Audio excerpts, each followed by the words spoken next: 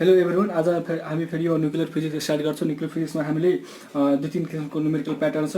यो pattern number first हो। हामीलाई यो एनइबी बोर्डको 2074मा पनि सोधेको हो है। म यो तपाईँलाई हाइलाइट गरिदिरहेको छु। यो एनइबीको 2074को सेट बी क्वेसन नम्बर 10 पनि सोधेको हो। यो क्वेसन हामीले के सोध्छ कि बाइन्डिङ इनर्जी र बाइन्डिङ इनर्जी पर न्युक्लियन भन्दाखेरि यहाँ बाइन्डिङ इनर्जी र बाइन्डिङ इनर्जी पर न्युक्लियन सोध्छ। त्योभन्दा अगाडि निकाल्नको लागि हामीलाई के बुझ्नुपर्छ कि बाइन्डिङ इनर्जी निकाल्नको लागि हामीलाई के गर्नुपर्छ कि मास डिफेक्ट निकाल्नुपर्छ। र मास डिफेक्ट भन्दाखेरि के हो म तपाईँलाई एउटा रफमा सम्झाउँछु है, रफमा बुझाउँछु। जस्तै के हुन्छ कि हाम्रो यो न्युक्लियस भयो होइन, यहाँ हाम्रो के हुन्छ प्रोटोन र न्युट्रोन। अब हेर्नुहोस्, मास डिफेक्ट भन्दाखेरि के हो? डिफेक्टको मिनिङ के हुन्छ कि केही खराबी या केही चेन्ज। जस्तै हेर्नुहोस्, मास डिफेक्ट भन्दाखेरि के हो कि यो दुईवटा न्युट्रोन र प्रोटोनको मासले हामीले जोड्यौँ होइन, जोड्यो भने त्यसको मास के भइहाल्छ कि यो पुरा न्युक्लियस भन्दा बढी भइहाल्छ। म तपाईँलाई एउटा इक्जाम्पल दिन्छु। मानौँ कि यो एउटा फर्सी हो, अलि यो अर्को भयो, यो फर्सी भयो होइन। यो फर्सीलाई मैले के गरेँ कि चार भागमा डिभाइड गरिदिएँ। चार भागलाई फेरि मैले के गरेँ कि अर्को एउटा बिम ब्यालेन्सले होइन, यो ब्यालेन्स भयो। मैले के गरेँ कि स्टार्टिङमा के गरेँ कि यो फर्सी 1 kg को थियो है, यो 1 kg को थियो र मैले के गरेँ कि 1 kg को फर्सीलाई र त्यसलाई चार भागमा काटिदिएँ र फेरि यसलाई वेट गरेँ।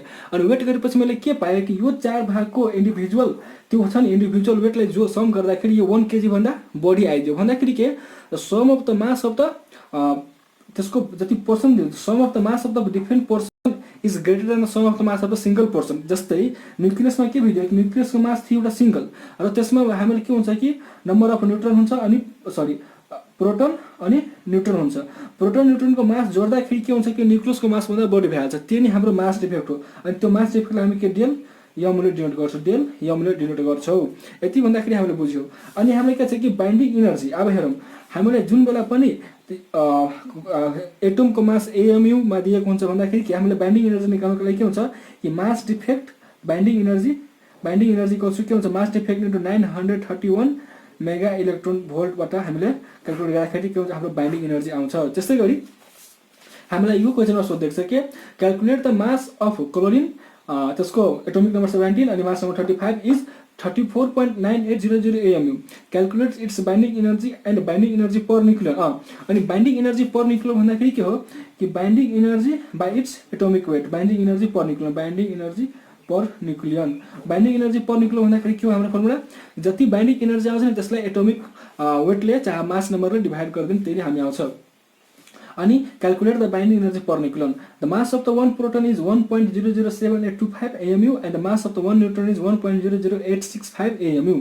यो क्वेसन गर्नको लागि हामीले यहाँ गिभन कुराहरू लेखौँ। गिभनमा के छ कि मास अफ प्रोटोन कति दिएको छ 1.00785 AMU। Mass of NEUTRON mass of neutron कति दिएको छ 1.00865 AMU। अनि मास अफ क्लोरिन एटम यो के हो हाम्रो Cl3517 को भन्दाखेरि यो हाम्रो मास अफ न्युक्लियस पनि भन्न सक्छौँ। भन्दाखेरि कति भयो हाम्रो 34.9800। यो भन्दाखेरि के हो हाम्रो मास अफ न्युक्लियस पनि हो। हामीले यो माथिको लाइन लेख्दा पनि हुन्छ, मैले लेखिदिएँ तर डाइरेक्ट हामी mass of nucleus equal to यति लेख्न सक्छौँ है। नाउ हामीले के बुझ्नु पर्यो कि नम्बर अफ, हेरौँ हामीले मास डिफेक्ट भनेको के हो कि जतिवटा न्युट्रोन र जतिवटा प्रोटोन छ त्यो दुवैको मासको सम। जस्तै कि नम्बर अफ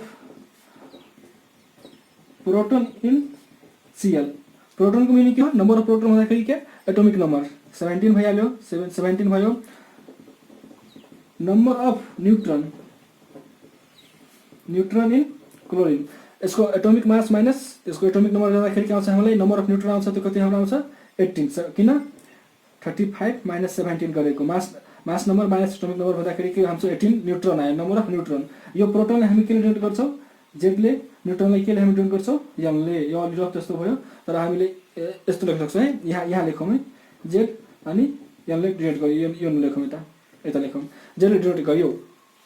यदि डिनोट गरेपछि मैले के भन्थेँ कि मास डिफेक्ट कसरी निकाल्ने, सम अफ जस्तै मास DEFECT मास डिफेक्ट डेलियम इक्वल्स टु के हुन्छ कि sum of mass of NuClEONS nucleus भन्दाखेरि को proton and neutron minus mass of के न्यूक्लियस NuClES न्यूक्लियस भन्दाखेरि को यहाँ हाम्रो न्यूक्लियस भन्दाखेरि के हो हाम्रो न्यूक्लियस भन्दाखेरि क्लोरिन एटमको न्यूक्लियस हो त्यसको मास दिएको छ अनि हेर्नुस् sum of the mass of the nucleus भन्ने मिनिङ के त्यो जतिवटा प्रोटोन छ त्यतिवटा प्रोटोन हामीले कति छ हेर्नुस् अब यसले यस्तो पनि लेख्नु पर्यो Z mass of proton plus N mass of neutron minus chlorine को एटमको Cl भन्दाखेरि मास अफ Cl 35 17 यति लेख्न पाइयो यो स्टेप अलि एक्स्ट्रा मैले भन्दै यति लेख्दा नि हुन्छ अब हेर्नुस् अब हामीले कतिवटा जेड निकालेको 17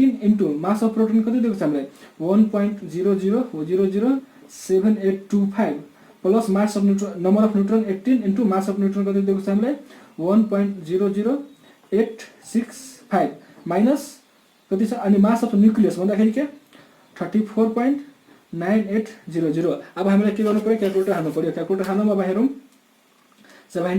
17 इन्टु 1.00782 17 इन्टु 1.00825 भन्दाखेरि कति आयो हामीलाई 17.133025 प्लस 18 इन्टु 1.00865 1.00865 कति आयो हामीलाई 18 प्लस 1557 माइनस 34.9800 अब हेर्नुस् यो दुई बेला सम गर्ने तब घटाउने हो हामीले भन्दाखेरि यति प्लस 17.133025 कस्ट कति आयो हामीलाई 35.28288725 माइनस यो गर्ने हो 34.9800 माइनस 34.9800 यो कस्ट कति आयो हामीलाई 0.30 यो के आयो हामीलाई मास डिफेक्ट यो के आछ AMU मा छ है यो भयो हामीलाई AMU तर हामीले सोधि के छ कि बाइन्डिङ एनर्जी नाउ हामीले बाइन्डिङ एनर्जीको फर्मुला के छ कि मास डिफेक्ट इन्टु अब हेरौँ हामीलाई यदि बाइन्डिङ एनर्जी केजी मा छ भन्दाखेरि के मास डिफेक्ट इन्टु भेलोसिटीको स्क्वायरले मल्टिप्लाई गर्छु म यहाँ लेखिदिरहेको छु है जस्तै यहाँ मैले नाम BINDING binding ENERG binding energy B ले डिनोट गरौँ है इक्वल्स टु के हुन्छ कि मास डिफेक्ट इन्टु 931 MeV किन म भनिदिरहेको छु है जस्तै हामीलाई मास डिफेक्ट डेलियम यदि केजीमा छ डेलियम यदि केजीमा छ भन्दाखेरि के हाम्रो बाइन्डिङ एनर्जीको फर्मुला के हुन्छ डेलियम इन्टु C को स्क्वायर बुझ्नुभयो इफ डेलियम इज इन केजी यदि यो केजीमा छ भने यदि यो हाम्रो के छ मास डिफेक्ट AMU छ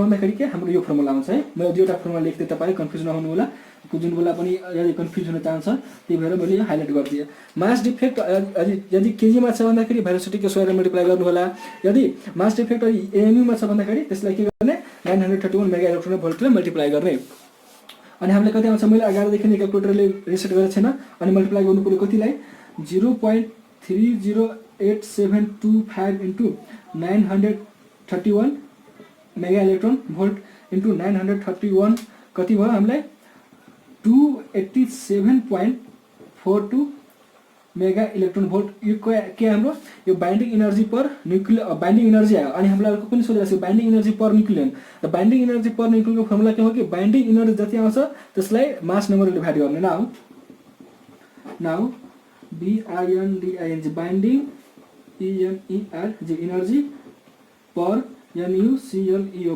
न्यूक्लियन इक्वल्स टु के हुन्छ हामीलाई जुन बाइन्डिङ एनर्जी आएको छ त्यो binding energy by ATO mass atomic mass number भन्दाखेरि के बाइन्डिङ एनर्जी कति आयो 287.42 बाई हेर्नुस् अब क्लोरिनको मास नम्बर कति एटोमिक मास नम्बर हामीले सोच्नु पर्दैन हामीले यही दिएको हुन्छ क्वेशनमा कति छ 35/35 अनि हाम्रो यति आउँछ डिभाइड बाई 35 कस्ट कति आयो हामीलाई 8.2 mega electron volt per NuClEON nuclear therefore the BINDING binding ENERG binding energy is कति छ 287.42 mega electron volt, and binding binding energy per NuCl nucleon is 8.2 mega electron volt per NuCl nucleon भन्दाखेरि के यो हाम्रो यसरी complete हुन्छ। I hope तपाईलाई यो न्युमेरिकल राम्रो लाग्यो एउटा लाइक अनि कमेन्ट गरेर जानु होला। अनि म अर्को न्युमेरिकलको यो पार्ट लिएर आउने सरको भिडियोमा तबसम्मको लागि बाइ बाइ।